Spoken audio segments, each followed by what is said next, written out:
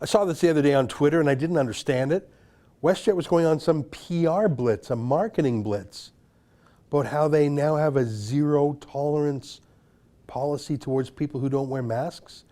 I mean, they say it about 3 different ways, but it's really summed up by their graphic and their slogan, zero tolerance. Pretty clear what that means, right? Zero. And if you break it, you'll be banned for a year, they say. Now, I read that and I was confused. Most customer service-oriented companies don't emphasize things that are uncomfortable or a hassle or bureaucratic or irritating. You don't really emphasize that if you're in the tourism and hospitality industry. I know it's old-fashioned, but there once was a time when people actually said things like, the customer's always right. Imagine saying, the customer's always wrong. It's like the joke, we're not happy until you're not happy. That's a joke, but the joke is becoming real. Why would you boast about how strict you are with your customers? How you're going to punish people, ban them from your company for a year? What's the thinking there? I've just never heard of that before from anyone other than, say, I don't know, a government bureaucracy. In the worst bureaucracies, monopolies, like the worst government hospitals with the longest lineups. Have you ever been in a 4-hour or an 8-hour emergency room visit? I have. You sometimes see signs like that on the wall, basically accusing you of being rude and threatening you in advance, saying rude treatment of employees will result in you being kicked out, stuff like that. I've seen a lot of signs like that in government hospital waiting rooms and other government bureaucracies, like, for example, the Motor Vehicles Department, which we don't have in Alberta anymore, but the rest of the country still does. Like this one. This is from a British government hospital. You see these in a lot of government places. Now, I'm not for being rude or violent towards staff, but you normally don't see signs like that in a successful private business. It's weird that they assume naturally you're going to be unhappy with them, and they don't really care if they come across as threatening to you. Where else are you going to go? To the private friendly hospital? Not in Canada, you're not. So sit back down and shut up. I can't be the only Canadian who literally gushes when I have to go to a customer-friendly service of any U.S. hospital. It's just such a shocking change from our own government system. My point is, you got an airline acting like a mean government bureaucracy now. Like a police force, almost. Threatening their own passengers. If you dare not to wear a mask, even for a moment, they're in zero tolerance. You'll be banned for a year. And you say your marketing department came up with this one? I think they're secretly working for your rivals, Air Canada. Anyways, I read that and I tweeted my reply that I happen to know that's illegal. That's just plain wrong in law. And that if any disabled person who's exempt from the mask bylaw is bullied or banned by WestJet with their new zero tolerance BS, I would sue WestJet for them, get them a lawyer. Because I've actually read every mask bylaw in Canada, and I encourage you to do so too at our website, maskexemption.ca. Every single mask bylaw in Canada, every one of them has some exemptions. Now, some bylaws have more exemptions than others. Every one of them, for example, has an exemption for little kids.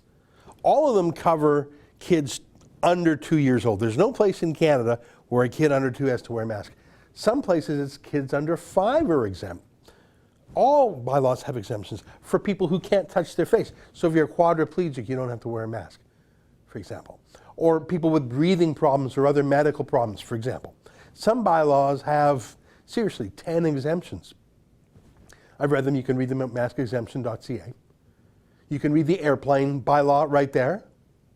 So I knew this was just plain old false because I read the airplane bylaw, which makes it weirder. Why are you threatening to go so brutally on your customers, to ban them for a year, when in fact many of them are exempt from the mask? Like, why are you doing this? And I know this from reading the law. You must take your mask down when boarding the flight to prove that you are who your ID says you are. And then you can take your mask off when you're on the plane, when you're having a snack or a drink, which are served on the flight. Now, I know that red-eye flight overnight from Calgary to Edmonton on WestJet. I've taken it myself. People are awake for the first little bit of the flight.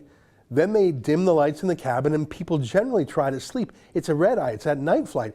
I can assure you that many people's masks would slip off their noses a little bit, either accidentally or maybe they just pull it off a bit unconsciously, even in their sleep. And it's dark on the plane. You'd have to be very weird to be a flight attendant walking through the plane with a flashlight waking anyone up who didn't have a mask perfectly on mid-sleep. Unless they were having pretzels and a drink, in which case, hey, no problem, take your whole mask off. It's just such a weird rule. Anyways, I said this a week ago when I saw those tweets from WestJet. I just didn't get it. Well, now would you look at this? A family with some small kids was ordered on that flight, that night flight, that WestJet flight, ordered to put their masks on, but the youngest kid was 19 months old. And as I mentioned, all kids under 2 are exempt. But you saw that butch new WestJet. They're on the warpath against their own people. So they went harder and harder on this family, who, according to witnesses, stayed calm throughout. Apparently the little girl, 19 months old, when she was forced to have her mask on, illegally, I might add, you're breaking the law by forcing an exempt person to wear a mask, she threw up. That's no good. Police were called. Why? Imagine making that 911 call. We've got a 19-month-old baby. Come arrest her? The cops didn't arrest her, but they still came. That's weird. Maybe they knew the law better than the WestJet weirdos by not arresting anyone. But by this point in time, you can imagine, I don't know, was it 1, 2, 3 a.m. or whatever? And a lot of people on the plane were just getting frustrated and furious with the whole situation, with the airline, and frankly with the cops for making such a production out of this. Here, take a look at this video. It's a little bit hard to hear. This was taken by a passenger on the flight, but you can tell this is going over very poorly with everyone. It is bullshit. Bullshit. Okay? Bullshit. We've all seen it. Listen to We me. have all seen it. This isn't going to get finished with you sat in this chair. You need to load up the plane. You goofy fucking Continue cop. with that Beat it. Excuse Your me. issue. What is his name? This is not my Everyone has seen it. No, your partner, everyone has seen it. There is a law. Where were you riding a bicycle at this fucking time? You don't be ignorant. Who? You don't be ignorant. Asked to your child when you were asked several times. How do you know that you weren't here? I've got witnesses. We all have seen it.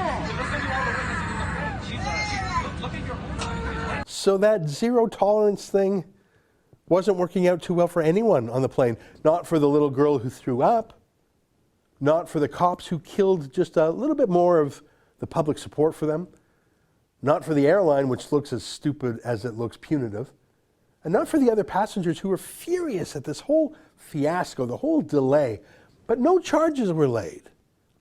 In a way, that's a loss of face for WestJet, right?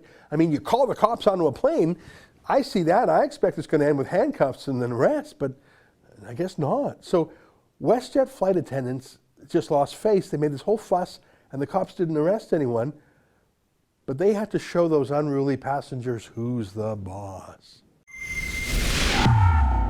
That's an excerpt from my daily show, the Ezra Levant Show. Every day I do a monologue on the news of the day, then I interview an interesting guest, and then I read my hate mail. You gotta subscribe. Go to rebelnews.com.